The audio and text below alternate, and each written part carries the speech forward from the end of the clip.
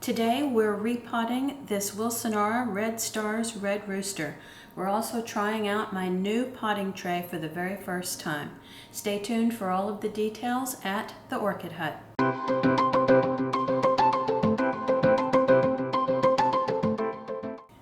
Welcome back to the Orchid Hut. My name is Dana and today's video is a repot of a Wilsonara Orchid. It's also the very first time I'm using this very green potting tray.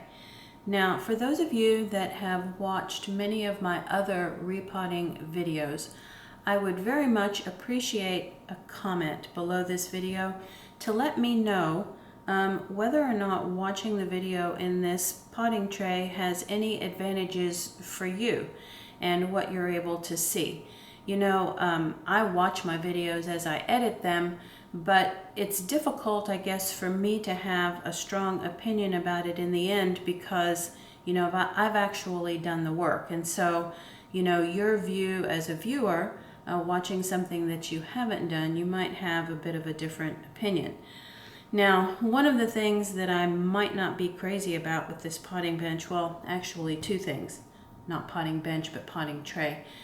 Two things that I might not be crazy about that I've already noticed. One is that I'm having to sort of reverse it in order to get the camera angle into the tray. And so I'm actually working at the potting tray like from a backwards direction. The other thing about it is that I'm not exactly sure how the color on this video is going to turn out when everything is so green. I really even doubt that you're able to see any of me behind this potting tray. So, you know, just let me know what you think. Do you prefer watching the repotting videos with the green potting tray, or do you like my other method better? So we're going to give this a try for the first time today together. Okay, so very interesting orchid here. Let's talk a little bit about that before we get into the repotting. This is my Wilsonara Red Stars Red Rooster Orchid, and I purchased it a year ago, almost exactly to the day. Let me give you just a quick look at the tag here. And when I bought this orchid, it was potted just like you see it here, and it is completely in sphagnum moss in this pot as best I can tell. Now, you know, when I pull it out of the pot, I may find something different. We'll see in a minute. Now, it has done okay, you know, over the course of the year. I have been growing it indoors year-round under my grow lights. This is an intergeneric hybrid, and it is a cross between Cochleata, Odontoglossum, and Oncidium. So it's an intergeneric Oncidium type orchid. It did grow okay, you know, inside the house under the grow lights.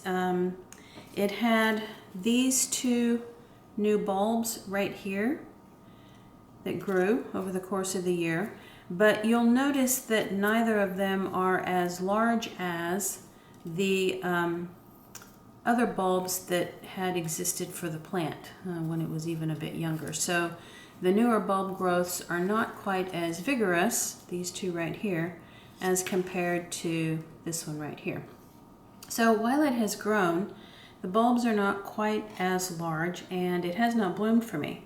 So this year what I've done, earlier in the spring, I did move it outside to a bright but very well shaded area, and I want to see if I can not only improve on the size of the bulbs, but get it to bloom for me. And this is the best time to repot this orchid.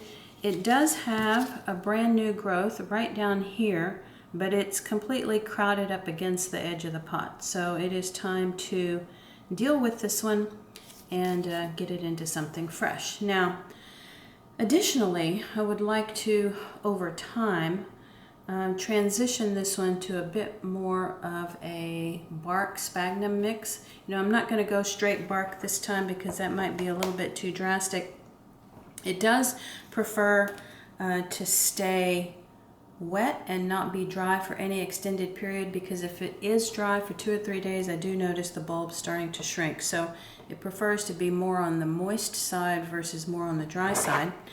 And so what I've chosen today to repot this is a mix of the lower quality sphagnum that I showed you in the video the other day, mixed with some fine bark and perlite mix. Now this is a Repot Me mix, but it's actually for cactus. So I believe it's like a cactus imperial mix if you want to look for this on Repot Me, but it seemed like it was the perfect small bark size to mix with sphagnum for this repotting. Okay, so we are going to pull it out of the pot and see what's going on in here. Ah, roots, roots, roots everywhere. Look at all of these roots. Now, it's not necessarily beneficial to do a ton of disturbance here. I might do more of a plop and drop type repot, which means I pull it and I plop it into the new pot and we call it a day, because I don't think that this orchid is going to benefit from me pulling and picking out this sphagnum moss that's already here. I think that's going to be too much of a disturbance to the root system. So let me go ahead and just do that. I'm going to put a little bit of this. Now what I'm going to do is I'm going to take this mix that's in the red bowl here, and I'm going to mix together the sphagnum and the bark just to get it a little bit more incorporated.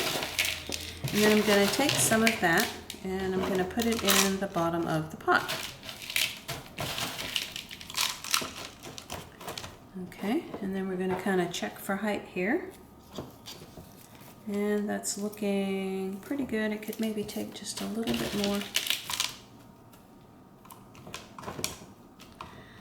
Okay, and that's looking pretty good. So all I'm going to do now is make sure that I'm giving the newest growth some room, and so it's right there. And I haven't really noticed when this one sends out new roots. So I'm not sure if the new root growth is going to happen when this new pseudobulb is small, or whether this needs to be half grown, or whether it needs to be full sized before it puts out the roots.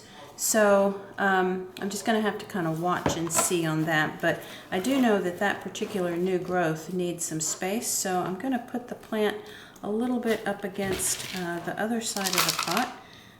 And you know, I didn't disturb the roots, so there's not a reason to get just a whole lot of sphagnum or media on that side. And we're going to go ahead and just fill in here. Now, one of the things that's nice about this potting bench is, of course, that it's catching all of the overflow here. So that's a good thing. But I have to admit, it's a little bit more difficult because I'm sort of needing to work with my arms maybe a little bit more up in the air than what I would prefer to do. So I think it's going to make cleanup easier, but it might just be a matter of adjustment for my arm positioning here. And I do definitely want to check for air pockets when I'm finished, because as you can tell, this orchid was used to living in a sort of a very compact environment.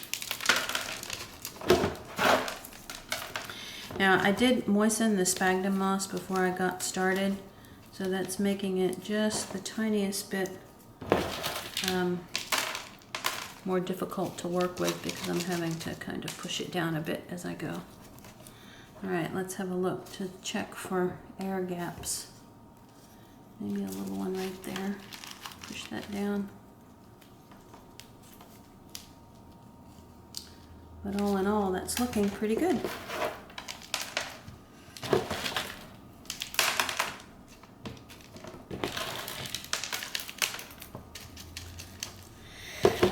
one of the things I may be faced with now that I'm going to be trying to grow this one outdoors this year is the sphagnum moss at the top of the pot may get rather moldy.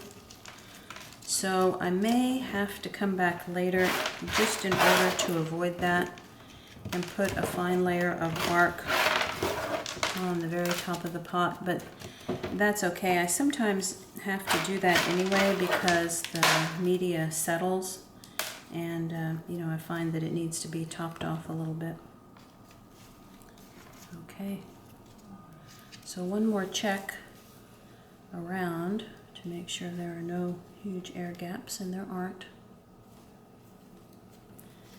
All right, and we are going to call this a day. Let me get some of this out of the way so that we can see the finished orchid. I don't know. What did you guys think of the potting bench? I think it has its pros and cons. All right, so Wilsonara Red Stars, Red Rooster repotted and going back out in a bright but very shaded area, and I'll be keeping an eye on it for the summer. And I'm going to give it a good drink right now, and because there is some new fresh dry bark in the pot now, I will have to kind of monitor the moisture level a little bit more carefully. All right, if you enjoyed this video or learned something new, please give it a thumbs up. The subscribe button will be coming up in the bottom right-hand corner of the screen, and click that notifications bell so you know when I post something new. Thanks so much for watching.